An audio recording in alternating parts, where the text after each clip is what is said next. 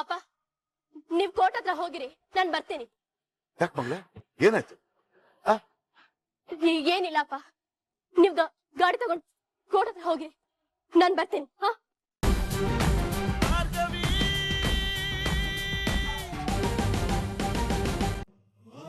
ನೀನೇನೇ ಹೇಳು ರವಿ, ನಿನ್ನ ಮಗಳು ಗಟ್ಟಿಗಿತ್ತಿ MLA ಎದುರಾಕೊಂಡಿದ್ದಾಳೆ. ವಾದದಲ್ಲಿ ನಿನ್ನ ಮೀರಿಸ್ತಾಳೆ ಅಲ್ವಾ? ಅಲ್ವಾ ಮತ್ತೆ, ನನ್ನ ಮಗಳು ನನಗಿಂತ ಟ್ಯಾಲೆಂಟ್ ಇಟ್ಕೊಂಡ್ರಿ, ಅದಕ್ಕೆ ಮಗಳು ಅಪ್ಪನ್ನ ಮೀರಿಸ್ತಾಳೆ. ಸಂತೋಷ ಅಲ್ವಾ? ನಿಜ ನಿಜ, ಅಪ್ಪ ಮಗಳ ಜೋಡಿ ಸೂಪರ್. ಮೇಡಮ್, ಯಾರು? ಅಪ್ಪ ಕಣಯ್ಯ. ಅಪ್ಪನ? ನಮ್ಮಪ್ಪ ಕಣಯ್ಯ, ನಿಮ್ಮಪ್ಪ ಅಲ್ಲ. ಮಾವ ಅಲ್ಲೇ ಇದ್ದಾರೆ. ಹೌದು, ಅದಕ್ಕೆ ಹೇಳಿದ್ದು ಸ್ವಲ್ಪ ಹೊತ್ತು ತೆಪ್ಪಗಿರು. ಹಾಗೆ ನಮ್ಮ ಇಡೀ ಟ್ಯಾಲೆಂಟ್ ಇದೆಯಲ್ಲ, ಅದನ್ನ ಏನಾಯ್ತು ರವಿ? ಏನಿಲ್ಲ, ಯಾವಾಗ್ಲೂ ಭಾರ್ಗವಿ ಭಾರ್ಗವಿ ಅಂತ ಮಾತಾಡಿ ಮಾತಾಡಿ ಅವಳೇ ತಲೆಯಲ್ಲಿ ತುಂಬ್ಕೊಂಡ್ಬಿಟ್ಟಿದ್ದಾಳೆ.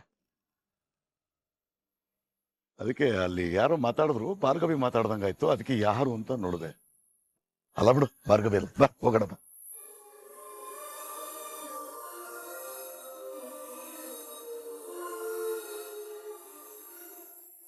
ಇನ್ನೇನ್ ಕೇಸ್ ಮುಗ್ದೇ ಹೋಗುತ್ತಲ್ಲ ರವಿ?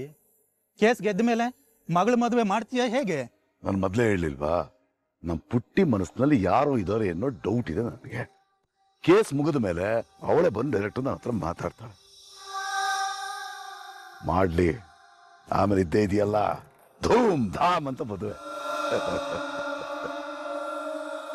ವಟಾರದಲ್ಲಿ ಇರೋರ್ನೆಲ್ಲ ಕರೆದು ಜೋರಾಗೆ ಮದುವೆ ಮಾಡ್ತೀಯ? ವಟಾರದವ್ರೇನೋ, ಇಡೀ ಊರ್ನೇ ಕರಿತೀನಿ, ಧಾಮ್ ಧೂಮ್ ಅಂತ ಮದುವೆ ಮಾಡಿಸ್ತೀನಿ. ನೋಡೋ, ನನ್ನ ಮಗಳ ಮದುವೆನ ನನ್ನ ಶಕ್ತಿ ಮೀರ್ ಮಾಡ್ತೀನಿ ತಿಳ್ಕೊ. ಊಟ ಹಾಕ್ಬೇಕು. ಆಮೇಲೆ ಯಾರು ತುಂಬಾ ಚೆನ್ನಾಗಿ ಅಡಿಗೆ ಮಾಡ್ತಾರೋ ಅಡಿಗೆದವರು ಅವ್ರನ್ನೇ ಕರ್ಸೋದು ಅಡಿಗೆ ಮಾಡ. ನೋಡ್ದ್ಯಾ ಪಾರ್ಥ, ಅಪ್ಪ ನಮ್ಮ ಬಗ್ಗೆ ಅದೆಷ್ಟು ಆಸೆ ಇಟ್ಕೊಂಡಿದ್ದಾರೆ. ಮದ್ವೆ ಬಗ್ಗೆ ಅದೆಷ್ಟು ಕನ್ಸ್ಕಂಡ ಕಟ್ಕೊಂಡಿದ್ದಾರೆ ಅಂತ.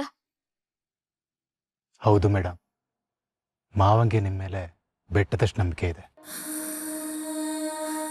ಆ ನಂಬಿಕೆ ಸುಳ್ಳಾಗ್ಬಾರ್ದು ಪಾರ್ಥ. ನಮ್ಮ ಮದ್ವೆ ವಿಷಯ ಬೇರೆ ಯಾರಿಗೋ ಗೊತ್ತಾಗಿ ಬಾಯಿಂದ ಬಾಯಿಗೆ ಹರಡಿ ನಮ್ಮ ಮನೆಯವ್ರಿಗೆ ಗೊತ್ತಾಗೋದು ಬೇಡ. ಅವ್ರಿಗೆ ಗೊತ್ತಾಗೋ ಅಷ್ಟರಲ್ಲಿ ನಾವೇ ಹೇಳೋಣ. ಹೌದು ಮೇಡಮ್, ನಾಳೆ ಹೇಗೋ ಕೇಸ್ ಮುಗಿಯತ್ತಲ್ಲ, ಆಮೇಲೆ ಧೈರ್ಯ ಮಾಡಿ ಮನೇಲಿ ಎಲ್ರಿಗೂ ಹೇಳ್ಬೇಡೋಣ. ನಾನು ನಿಮಗೆ ತಾಳಿ ಕಟ್ಟಿದೆ, ನಿಮ್ಮ ಜವಾಬ್ದಾರಿ ನಂದು. ನಿಮ್ಮನ್ನ, ನಿಮ್ಮ ಮನೆಯವ್ರನ್ನ ನಾನು ಯಾರ ಮುಂದೆನೂ ತಲೆ ತಗ್ಸಕ್ ಬಿಡಲ್ಲ. It's my promise.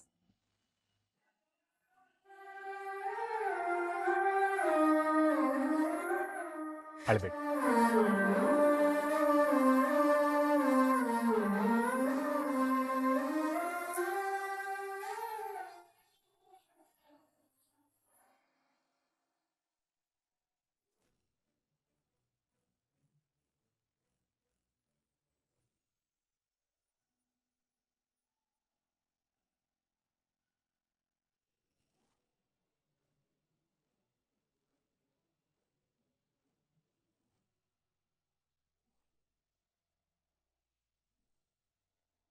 ಭಾರ್ಗವಿ, ಗಂಟೆ 7 ಆಯ್ತು.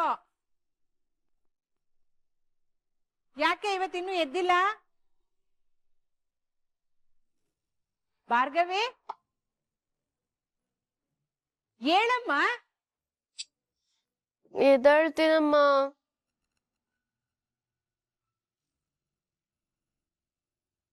ಯಾವಾಗ್ಲೂ ಹೇಳೋದಲ್ಲ, ಕರೆದಾಗ ಹೇಳ್ಬೇಕು. ಏನ್ ಹುಡ್ಗಿನೋ ಏನೋ, ರಾತ್ರಿ ಲೇಟಾಗಿ ಮಲ್ಕೋತ್ಯ, ಬೆಳಗ್ಗೆ ಲೇಟಾಗಿ ಹೇಳ್ತೀಯ. ಅದು ನಾನೇ ಬಂದು ನಿನ್ನ ಎಬ್ಬಿಸ್ಬೇಕು. ಹೊತ್ತಾಯ್ತು ಹೇಳು ಅಂತ. ಏನ್ ಹೀಗಾಡ್ತಾ ಇದ್ಯಾ?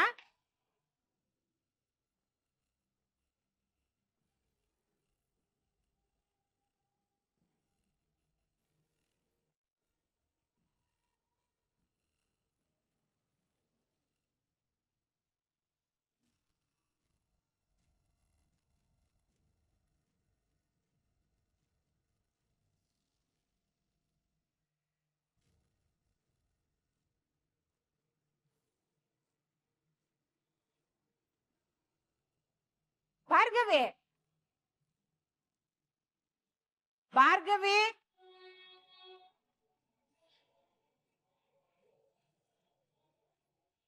ಭಾರ್ಗವಿ ಭಾರ್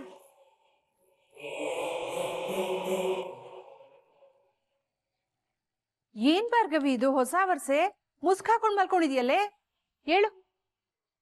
ಅವ ಬರ್ತೀನಮ್ಮ, ನೀನ್ ಹೋಗು. ನೋಡು, ಆಮೇಲೆ ಎದ್ದು ರೆಡಿ ಆಗೋದ್ ಲೇಟ್ ಆಗಿ ತಿಂಡಿ ಬೇಡ ಅಂದ್ರೆ ನಾನ್ ಸುಮ್ನೆ ಇರಲ್ಲ ಅಷ್ಟೇ. ಅಮ್ಮ ಪ್ಲೀಸ್ ಅಮ್ಮ, ಒಂದ್ 5 ನಿಮಿಷ ಮಲಗ್ ಬಿಟ್ ಬರ್ತೀನಿ, ನೀನ್ ಹೋಗು. ಏಳೆ ಜ್ವರ ಬಂದಿದ್ಯಾ ನೋಡೋಣ, ಮುಸ್ಕ್ ತೆಗಿ. ಅಮ್ಮ ನಾನ್ ಆರಾಮಾಗಿ ಇದ್ದೀನಮ್ಮ. ಒಂದ್ 5 ನಿಮಿಷ ಕಣ್ಮುಚ್ಚಿ ನಿದ್ದೆ ಮಾಡ್ಬೇಕು ಅನ್ಸ್ತದೆ, ನಾನ್ ಬರ್ತೀನಿ, ನೀನ್ ಹೋಗು. ಸರಿ 5 ನಿಮಿಷ, ಆಮೇಲೆ ನೀನೇ ಎದ್ದು ಬರ್ದೆ ಹೋದ್ರೆ ತಣ್ಣೀರ್ ನಿನ್ ತಲೆ ಮೇಲೆ ಸುರಿತೀನಿ.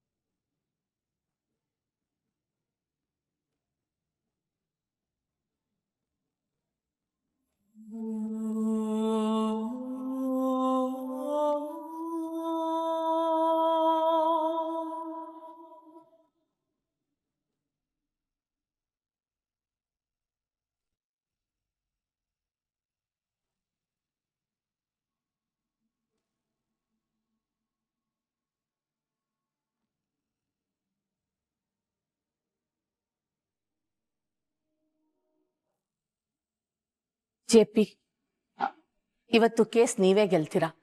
ಎಲ್ಲ ಮೊದ್ಲಿನ ತರಾನೇ ಆಗತ್ತೆ. ಕೇಸ್ ಗೆಲ್ತೀನಿ ಅಂತ ನನಗೂ ಗೊತ್ತು, ಆದ್ರೆ ಮೊದಲಿನ ಥರ ಈಗಿಲ್ಲ ನಿರ್ಮಲ. ಕುಂಬಾರಂಗ್ ವರ್ಷ ದೊಣ್ಣೆಗೆ 1 ನಿಮಿಷ ಅನ್ನೋ ಹಾಗೆ ನನ್ನ ಇಡೀ ಜೀವನದ ಪ್ರಯತ್ನ, ಆಸೆ ಎಲ್ಲ ಒಂದೇ ಏಟಿಗೆ ನಾಶ ಮಾಡಿಬಿಟ್ಟ ನಿನ್ನ ಮಗ. ಶಕ್ತಿ ನಾನು ಬೀಗ್ರಾಗಿ ಇನ್ನ ಏನೇನೋ ಅಚೀವ್ ಮಾಡಬೇಕು ಅನ್ಕೊಂಡಿದ್ದೆ, ಆದ್ರೆ ಈಗ ಶಕ್ತಿನ ನನ್ನ ಮೇಲೆ ಡೌಟ್ ಪಡೋ ಹಾಗೆ ಮಾಡಿದ್ದಾನೆ ನಿನ್ನ ಮಗ.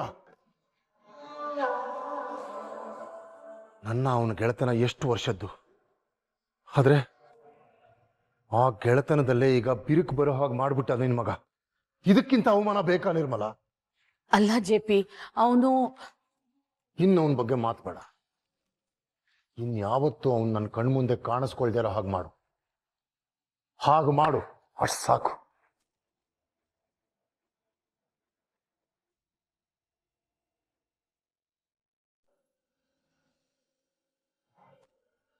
ಪುಟಿ,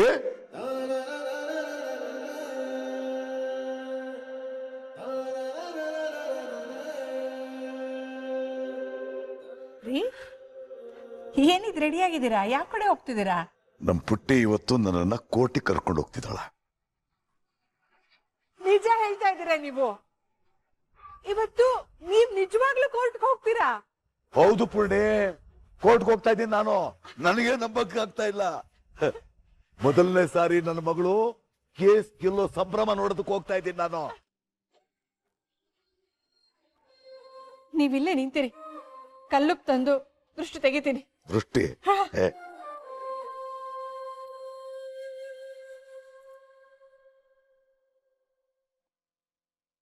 ಓಕೆನಾ?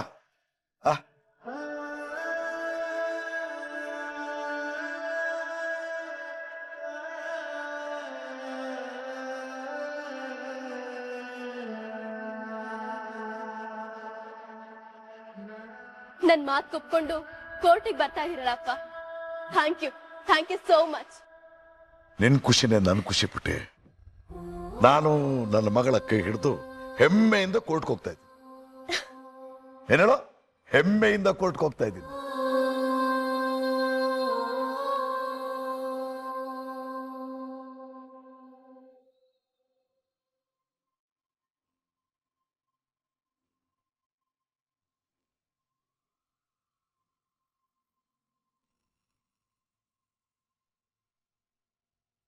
ಪುಟ್ಟಿ, ಏನಾದ್ರೂ ನನ್ನ ಹತ್ರ ಮಾತಾಡ್ಬೇಕಂತ. ಇಲ್ಲಪ್ಪ, ಯಾಕೆ ಹೀಗೆ ಕೇಳ್ತಿದ್ದೀರಾ? ನಿನ್ನೆಯಿಂದ ಯಾಕೋ ಸ್ವಲ್ಪ ನೀನ್ ಬೇರೆ ತಂದೆ, ನಿನ್ನ ಮನಸ್ಸಲ್ಲಿ ಏನೋ ಕೊರಗಿದೆ ಅಂತ ಅನ್ನಿಸ್ತಾ ಇದೆ.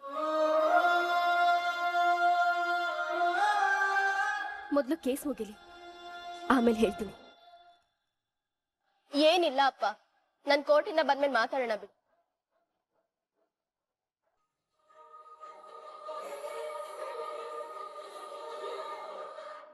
ಅಪ್ಪ, ನೀವ್ ಕೋರ್ಟ್ ಹತ್ರ ಹೋಗಿರಿ, ನಾನ್ ಬರ್ತೀನಿ. ಯಾಕೆ ಮಗಳೇ, ಏನಾಯ್ತು?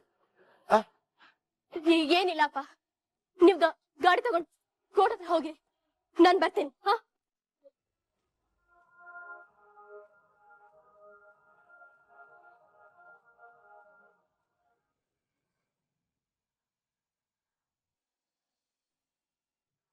ಎಲ್ರೂ ಬಂದಿದೀವಿ.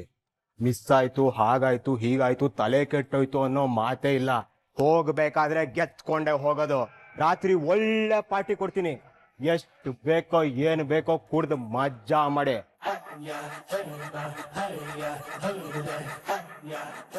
ನಿನ್ನ ಪೊಲೀಸ್ನವರು ಬಿಟ್ರೆ ಅಲ್ವೇನೋ ನಮ್ಮನ್ನು ಕರ್ಕೊಂಡು ಹೋಗೋದು. ಇನ್ನೇನು ಸ್ವಲ್ಪ ಹೊತ್ತಲ್ಲಿ ಬರ್ತಾರೆ. ಅವ್ರು ಹೇಳ್ಕೊಟ್ಟಿರೋ ಹಾಗೇನೆ ನಾನು ಸಾಕ್ಷಿ ಹೇಳ್ತೀನಿ. ತಿಳಿದೇನೋ ಆಗಿರೋ ತಪ್ಪನ್ನ ಸರಿಪಡಿಸ್ಕೋತೀನಿ. ನೀನ್ ತಪ್ಪು ಮಾಡಿದ್ಯಾ, ಶಿಕ್ಷೆ ಆಗ್ಬೇಕು ಅಂತ ಆ ಭಾರ್ಗವಿ ಹೇಳ್ತಿದ್ಲು. ಆದ್ರೆ ನಮ್ಮಂತ ದೊಡ್ಡವ್ರಿಗೆ ತಪ್ಪು ಒಪ್ಪು ಅಂತೆಲ್ಲ ಇರಲ್ಲ. ನಾವೇನ್ ಮಾಡಿದ್ರು ಅದೇ ಸರಿ ಅನ್ನೋದನ್ನ ಇವತ್ತವಳಿಗೆ ಅರ್ಥ ಮಾಡಿಸ್ತೀನಿ.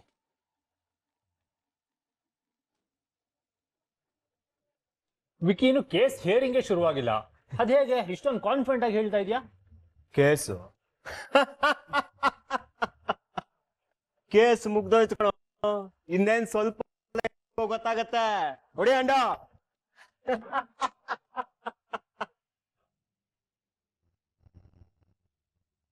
ಇವನು ಮತ್ತಿನ್ನೇನು ಹೊಸ ಎಡವಟ್ ಮಾಡಿರಬಹುದು. ಯಾಕೋ ಹಿಂಗ್ ಮುಖ ಮಾಡ್ಕೊಂಡಿದ್ಯಾ? ನಡಿ ಹೋಗೋಣ.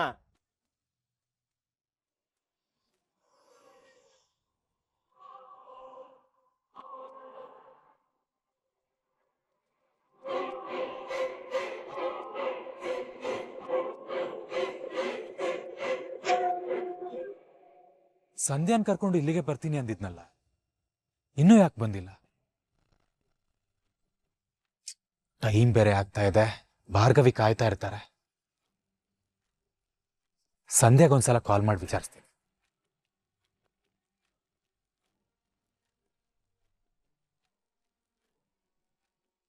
ಛೇ, ನಾಟ್ ರೀಚಬಲ್ ಬರ್ತಾ ಇದೆ. ಪಾಪ ಟೆನ್ಷನ್ ಅಲ್ಲಿ ಫೋನ್ ಚಾರ್ಜ್ಗೆ ಹಾಕಿಲ್ಲ ಅನ್ಸುತ್ತೆ. ಮನು ಕಾಲ್ ಮಾಡೋಣ.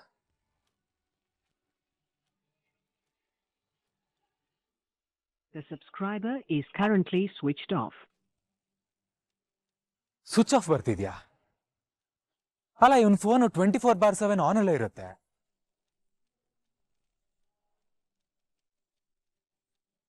ಅಲ್ಲ, ಇವರಿಬ್ರು ಹೊರಟಿದಾರೋ ಇಲ್ವೋ? ಎಷ್ಟೊತ್ತಿಗೆ ಬರ್ತಾರೆ ಅಂತ ಗೊತ್ತಾಗ್ತಿಲ್ವಲ್ಲ. ಏನ್ ಮಾಡ್ಲಿ ಇವಾಗ? ಇಲ್ಲೇ ನಿಂತಿದ್ರೆ ಟೈಮ್ ಆಗ್ಬಿಡತ್ತೆ. ಮನು ಮನೆ ಹತ್ರನೇ ಹೋಗಿ ಸಂಧ್ಯಾನ ಕರ್ಕೊಂಡ್ ಬರ್ತೀನಿ.